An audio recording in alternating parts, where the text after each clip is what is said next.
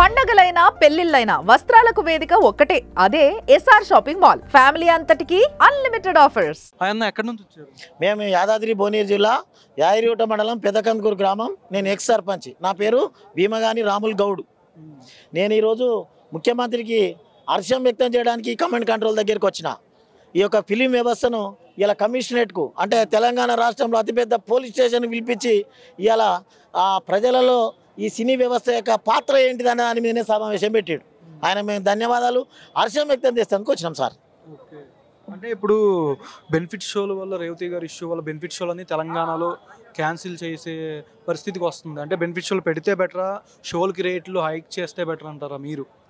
ఇప్పుడు బెనిఫిట్ అన్నారు మీరు. ఈ బెనిఫిట్ వల్ల ఎవరికి జరుగుతుంది అనేది పరిశీలించిన తర్వాతనే నిర్ణయం తీసుకుందామని సమావేశం పెట్టిండు. బెనిఫిట్ కోట్ల రూపాయలతో పెట్టి సినిమా తీసి మళ్ళీ బెనిఫిట్ అంటుర్రు. ఏం జరుగుతుంది ఇలా? ఏం జరుగుతుంది? ఒక అమ్మాయి ఆమె చనిపోతే కానీ ఎవరు పలకరించలే. అసలు 3-4 రోజుల దాకా ఎవరు మాట్లాడలే. అసలు ఒక ముఖ్యమంత్రి అసెంబ్లీలో మాట్లాడితే తప్ప వ్యవస్థలోకి వచ్చింది సమస్య. ప్రజలకు ఈ సినీ వ్యవస్థకు మధ్యలో ఉన్నటువంటి ఇబ్బందులు ఏందో తొలగించి ప్రభుత్వ అభివృద్ధికి ప్రజల అభివృద్ధికి పాటుపడాలని ఇలా ఈ సమావేశాన్ని నిర్వహించిండు. స్వాతంత్రం వచ్చినాక ఏ ముఖ్యమంత్రి నాకు తెలిసిన కాడికి ఏ ముఖ్యమంత్రి చరిత్ర చదివినా కానీ ఒక సినీ వ్యవస్థను వాళ్ళు ఏం చేసిరు, ఒక వినోదంగానే చూసిరు. ఇలా వినోదం కాదు సినీ వ్యవస్థ. సొసైటీని ప్రపంచాన్ని మార్చే వ్యవస్థ ఇది. మీరు కూడా నిర్మాతలు, మీరు విలేకరులు అంటే మామూలు విషయం కాదు. మీరు వీళ్ళు కలిస్తే సమాజం ఎట్లుండాలనో అట్లా చేయగలుగుతారు. మీరు టీషర్ట్లు వేయమంటే టీషర్ట్లు వేస్తారు, ఆపు నెక్కర్లు వేయమంటే ఆపు నెక్కర్లు వేస్తారు. ఇలా ఉన్నది చెప్తున్నా నేను.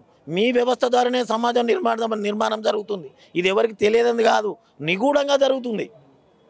అంటే డ్రగ్స్ నిర్మూలన కూడా హీరోలు హీరోయిన్లు ప్రచారం చేయాలి, షోల ముందు ఈ యాడ్లు కూడా వేయాలి అని కూడా అంటున్నారు. ఆయన ఎంత చక్కని మాట చెప్పిండంటే, డ్రగ్స్ ఎక్కడి దాకా పోతుందంటే, డ్రగ్స్ అనేది గత కొంతకాలం కింద ఉన్నత వర్గాల దగ్గరనే ఉండి ఈ యొక్క డ్రగ్స్ అనేది మత్తు పదార్థాలు ఇలా సామాన్య ప్రజలు స్టూడెంట్స్ దగ్గరికి వచ్చి కూర్చుంది. అది ఎక్కడి నుంచి వచ్చి కూర్చుందంటే ఇలా సినిమా వ్యవస్థలా ఎట్లా సప్లై చేస్తున్నారో చూపించారు, కానీ ఎట్లా నిరోధించాలనేది కూడా తక్కువ చూపిస్తారు. మా కోరిక ఏంటంటే, అందుకే మా సీఎం రేవంత్ రెడ్డి గారు ఏమన్నారంటే, మీ ప్రచారం కూడా ఇలా జరగాల, మీ ప్రచారం జరగాలి. మీరు అన్ని వ్యవస్థలను చూపిస్తారు. ఇక్కడ అన్ని వ్యవస్థలు నేను ఇంతకుముందే చెప్పాను. సినీ పరిశ్రమలో ఎస్ నో ఉంటుంది, సొసైటీకి ఉపయోగం ఉంటుంది, ఉపయోగం లేని ఉంటుంది. ఈ రెండింటిని ఆస్వాదించేది ప్రజలే. నిర్ణయం తీసుకోవాల్సిన బాధ్యత అని సినీ ఫీల్డ్ ఏం చేస్తుంది, ఆ అంశాన్ని వదులుతుంది, ఆ మెసేజ్ని వదులుతుంది. అది వదిలితే నష్టలాభాలు అనుభవించేది మధ్యతరగతి పీపులే. ఇలా కోట్లు గడిస్తుందంటే మధ్యతరగతి ప్రజలే. ఆ ప్రజలకు ఈ సినీ వ్యవస్థ అభివృద్ధికి ఎంత దూరం ఉంది అని ఒకసారి పరిశీలన చేసి ఆ వ్యవస్థను దగ్గర చేయాలి. ఈ సినీ వ్యవస్థను కూడా ప్రజలలో అభివృద్ధికి మమేకమైపోవాలి. మేము సైతం ఉన్నామని చెప్పాలని, చాటింపు చేయాలని ఇలా రేవంత్ రెడ్డి గారికి ప్రత్యేక ధన్యవాదాలు చెప్తున్నాం. ఇలా ఈ రాష్ట్ర ప్రభుత్వంలోని వ్యవస్థలన్నిటినీ ఆయన ఒక్కొక్కటిగా తీసుకొని వస్తుండు. అందులో ఇలా ఇదొక్కటి వ్యవస్థ వచ్చింది. ఆ వ్యవస్థతోని, సినీ వ్యవస్థతోని ప్రజలకు ఏ విధంగా లాభం జరుగుతుంది అనే వ్యవస్థ మీదనే ఆయన ఇలా సమావేశం పెట్టిండు. అంటే రేవతి గారి ఇష్యూ శ్రీతేజ్ది అవ్వగానే ముందే కేసు అంటే ఆయన విత్డ్రా చేసుకోకుండా మళ్ళీ ఇప్పుడు ఇండస్ట్రీ అంతా సాయం చేస్తుంది అని కూడా నిన్న తెలిపారు. రీసెంట్గా మళ్ళీ కిమ్స్ హాస్పిటల్లో దిల్ రాజు గారు వెళ్ళి వాళ్ళ కొడుకుని పరిశీలించగా దీని మీద అంటే మీరేం చెప్తారు? లేదు సార్, ఒక ముఖ్యమంత్రి మాట్లాడిన తర్వాతనే ఈ వ్యవస్థ బయటకు వచ్చింది సార్. ముఖ్యమంత్రి మాట్లాడిండు.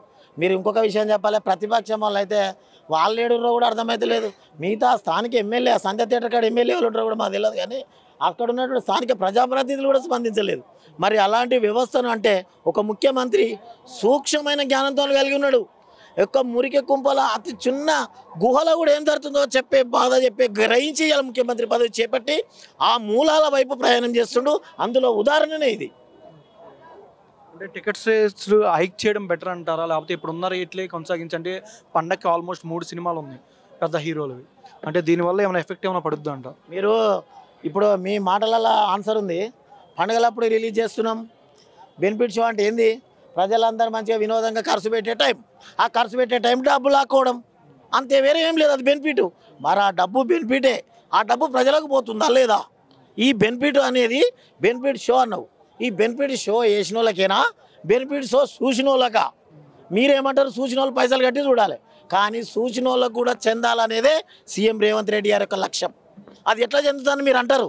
వచ్చిన ఆదాయం ప్రభుత్వ అవసరాల నిమిత్తం విద్యలకు ఇలా హాస్పిటల్స్లలో చనిపోతున్నారు. కూడు లేక వైద్యం లేక అందక అనగారిపోతున్నారు. ఆ వర్గాలకు సహకారం చేయాలి. ఈ బెనిఫిట్ను ఈ షో చూసిన వాళ్ళకే బెనిఫిట్ అందజేయాలనేది ఆయన ముఖ్య ఎజెండా కూడా నేను తెలియజేస్తున్నా. ఆయనకు హర్షం వ్యక్తం చేస్తున్నా.